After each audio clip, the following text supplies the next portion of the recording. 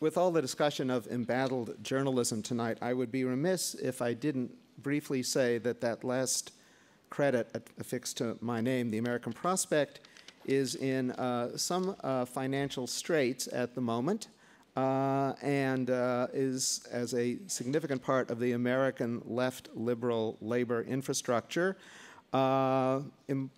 reaching out to various folks who might help us navigate through this. You can go to our website, www.prospect.org, as one way to do that. You can see me, or Miles Rappaport, our president, who is here tonight as well, as another way to do that. All right, my duty done. Now to the pleasure. In my jobs, and as in my life itself, I read a lot of books, some of which are actually good. And as a judge of the Hillman Foundation for, I'm not even sure how long, 7 years, 8 years, something like that, I have read a lot of good books. This year's book award, Frank Bardacke's Trampling Out the Vintage, isn't a good book. It is a great book. It is a masterpiece. It is the best nonfiction book I have read that has come out in this millennium, though, as I told Frank, there are many years more in which it conceivably could be surpassed. For the first 12 years, as far as I'm concerned, it's at the top. It is much of what Nelson Lichtenstein described as this intellectual labor chronicle. And as Ta-Nehisi Coates was saying, it is writing as a form of war, but it is in the form of a brilliant, somewhat tragic, Homeric, epic tale of the United Farm Workers and Cesar Chavez.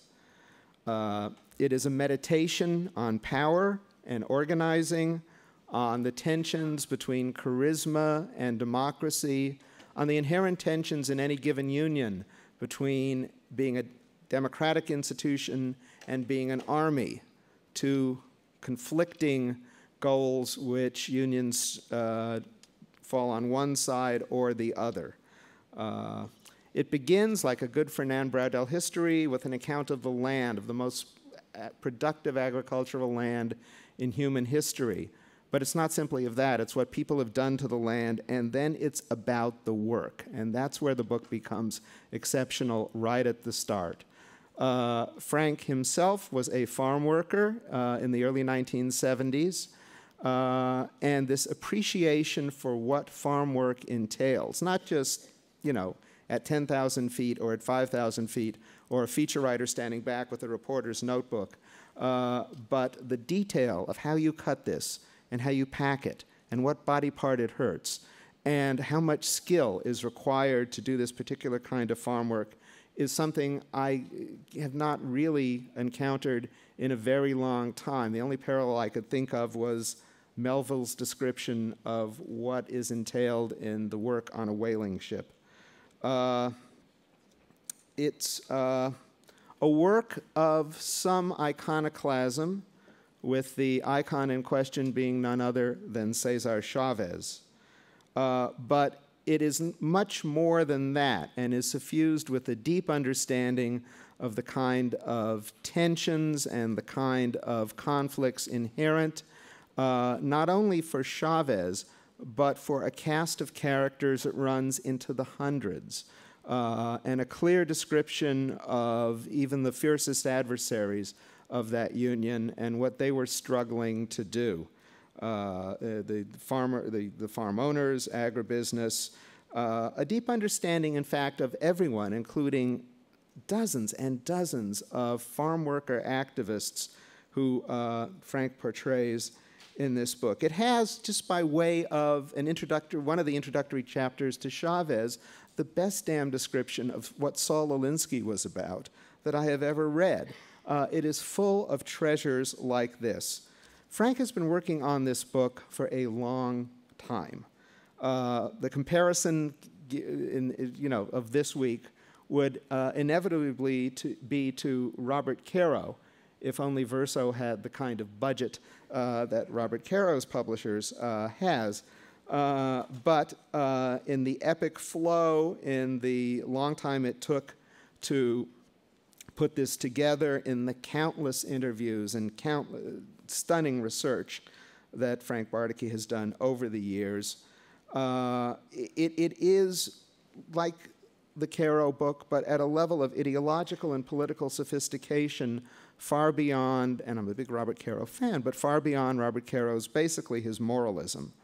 Yet for all of its sophistication, for its richness, for the kind of just insights that will make it a standard work for all those students that Nelson Lichtenstein described, for historians, for sociologists, for political scientists, for unionists, for all who study people in struggle, it is a compelling yarn, so put together that it is an absolute page-turner.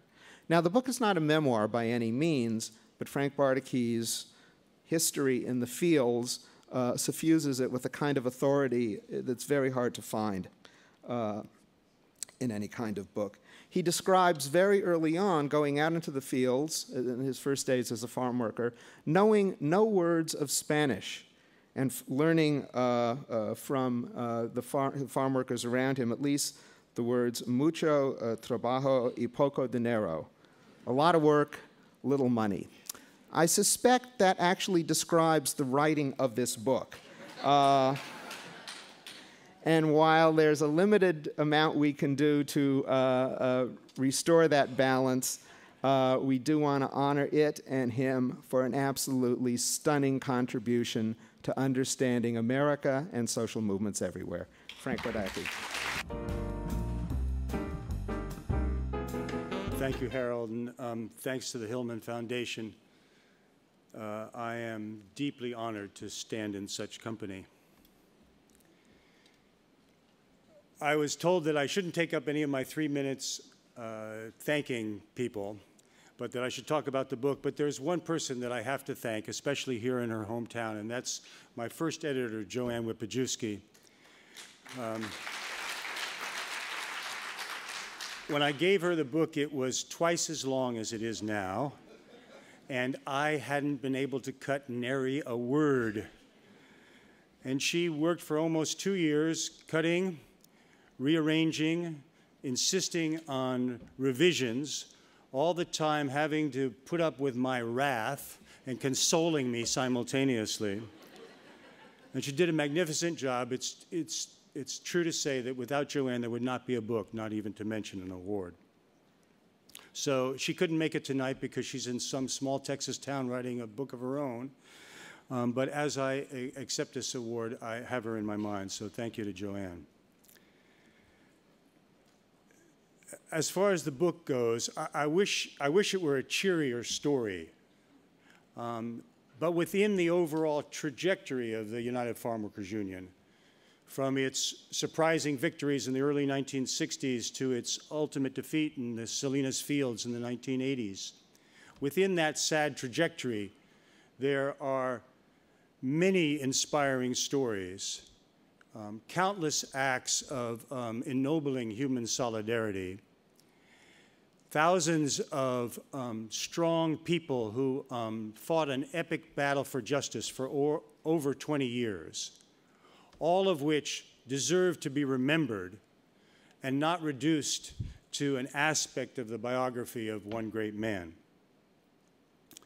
And my deepest intention in the book was to make that remembering possible by sort of reaching into the undifferentiated past and bringing out a story of which that was really made and created by what are usually some of the most obscure and invisible people in American society. Now, the people, the heroes of my book, they're really unknown outside of their own communities and almost never written about. They are skilled farm workers, highly skilled workers. They are transnational Mexicans. They are monolingual in Spanish. They carry green cards or no cards at all. They come from a tradition of Mexican agrarian radicalism, and they built the United Farm Workers Union in the Salinas Valley in the 1970s. And in the 1980s, they fought for democratic unionism inside the UFW and were defeated. And their defeat was a prelude to the victory of the bosses in the 1980s. Now, when I heard that I won this award, I called up one of these men, one of the people in my book, one of the heroes of my book, Aristeo Zambrano, who now runs a used alternator shop in East Oakland. And I told him I'd won the award, and I asked him what he thought I should say. And he said, well, let me think about it, and I'll call you back tomorrow. So he called me back the next day, and he said, listen, what you should say to them is that we were not the first people in the history of humanity to fight a righteous battle against capital and lose. And we won't be the last. But as long as people continue to fight, our battle was not in vain. And I would like to edit Aristeo just for a moment with his permission and make this a salutation on May Day. And that is, as long as people continue to fight and remember those people who fought before them, then our struggles are not in vain. Happy May Day, everybody.